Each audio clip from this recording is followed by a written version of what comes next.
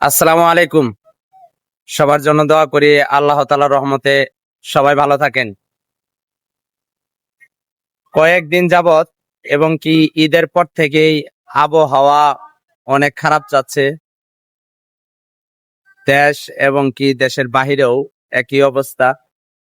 আসলেও এই সময়গুলো বাড়িতে থাকার মজা ছিল অনেক। যেমন এই বৃষ্টির দিনে, এই ঝড়ের দিনে বাড়িতে অনেক কিছু ভাজা পোড়া খাওয়া যাইতো, যা অন্য কোথাও থাকলে ভেজে খাওয়া সম্ভব হয় না। এবং কি এই বর্ষাকালে মাছ ধরতাম অনেক বেশি বেশি, সেগুলাও ধরতে পারতেছি না, অনেক মিস করতেছি।